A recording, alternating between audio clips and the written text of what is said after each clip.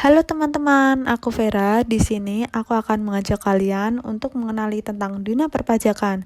Jangan lupa simak videonya sampai habis ya.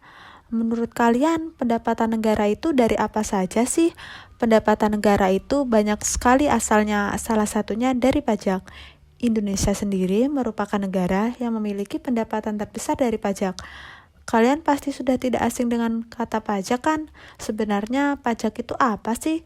Pajak adalah kontribusi wajib kepada negara yang terutang oleh orang pribadi atau badan yang bersifat memaksa berdasarkan undang-undang dengan tidak mendapatkan imbalan secara langsung dan digunakan untuk keperluan negara bagi sebesar-besarnya kemakmuran rakyat. Pajak memiliki banyak fungsi, antara lain adalah menyediakan infrastruktur dan fasilitas umum, pertahanan dan keamanan negara, menjaga stabilitas pertumbuhan ekonomi negara, dan masih banyak lagi lainnya. Berdasarkan pemungutannya, pajak terbagi menjadi dua, yaitu pajak pusat dan pajak daerah.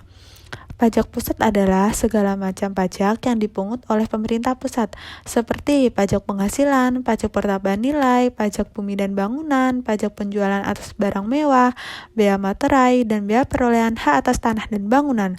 Sedangkan pajak daerah adalah segala macam pajak yang dipungut oleh pemerintah daerah, baik tingkat provinsi maupun kabupaten atau kota.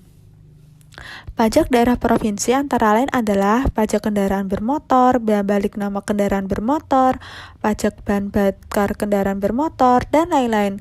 Sedangkan pajak daerah kabupaten atau kota antara lain adalah pajak hotel, pajak restoran, pajak hiburan, pajak reklame, dan lain-lain. Salah satu syarat pemungutan pajak adalah keadilan. Penentuan tarif pajak merupakan salah satu cara untuk mencapai keadilan, maka tarif pajak tersebut dapat dibedakan menjadi 4, yaitu 1. Tarif tetap merupakan tarif pajak yang jumlah nominalnya tetap walaupun dasar pengenaan pajaknya berbeda atau berubah sehingga jumlah pajak yang terutang selalu tetap. Contohnya, bea materai untuk cek biliet giro berapapun nominalnya dikenakan 10.000. 2. Tarif proporsional atau sebanding merupakan tarif pajak yang presentasenya tetap, tetapi jumlah pajak yang terutang akan berubah secara proporsional atau sebanding dengan dasar pengenaan pajaknya. Contohnya, pajak pertambahan nilai dikenakan tarif 11% yang berlaku mulai 1 April 2022. Ketiga, tarif progresif merupakan tarif pajak yang presentasenya semakin besar jika dasar pengenaan pajaknya meningkat. Yang keempat, tarif degresif merupakan tarif pajak yang presentasenya semakin kecil jika dasar pengenaan pajaknya meningkat. Setelah ditentukan tarifnya, maka Fiskus akan melakukan penagihan pajak. Penagihan pajak adalah serangkaian tindakan agar penanggung pajak melunasi utang pajak dan biaya penagihan pajak dengan menegur atau memperingatkan, melaksanakan penagihan seketika dan sekaligus, memberitahukan surat paksa, mengusulkan pencegahan, melaksanakan penyitaan, melaksanakan penyanderaan, dan menjual barang-barang yang telah disita. Penagihan pajak terbagi menjadi dua, yaitu penagihan pajak pasif dan penagihan pajak aktif.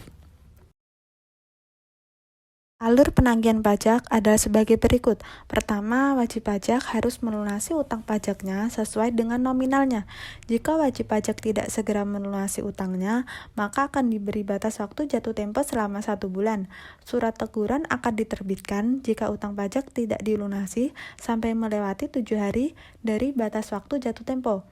Apabila utang pajak tidak dilunasi setelah 21 hari dari tanggal surat teguran, akan diterbitkan surat paksa yang disampaikan oleh jurusita pajak. Utang pajak harus dilunasi dalam waktu 2 kali 24 jam. Akan diterbitkan surat sita apabila utang pajak belum juga dilunasi dalam waktu 2 kali 24 jam dan dapat dilakukan penyitaan atas barang-barang wajib pajak. Objek sitanya terdiri dari barang bergerak, yaitu mobil, perhiasan, uang tunai, dan lain-lain, dan barang tidak bergerak, yaitu tanah, bangunan, dan lain-lain. Dalam waktu 14 hari setelah tindakan penyitaan utang pajak belum dilunasi, maka akan dilakukan dengan tindakan pelelangan melalui kantor lelang negara. Pengecualian penjualan lelang dilakukan terhadap objek sita berupa deposito berjangka, tabungan, saldo rekening koran, giro, atau bentuk lainnya yang dipersamakan dengan itu, dan barang sitaan mudah rusak atau cepat busuk. Dapat dilakukan pencegahan apabila objek sita tidak ditemukan, mendekati daluarsa, penanggung pajak akan meninggalkan Indonesia, tanda-tanda dibubarkan atau perubahan bentuk, tanda-tanda pilot atau bangkrut. Dapat dilakukan penyandaran apabila mendekati daluarsa, tanda-tanda dibubarkan atau perubahan bentuk, tanda-tanda pilot atau bangkrut. Oleh karena itu, kita jangan sampai lupa membayar pajak ya, agar kita terhindar dari tindakan-tindakan tersebut. Berkewajiban bayar pajak adalah kontribusi kita untuk menciptakan fondasi kemajuan dan keadilan di dalam negara kita.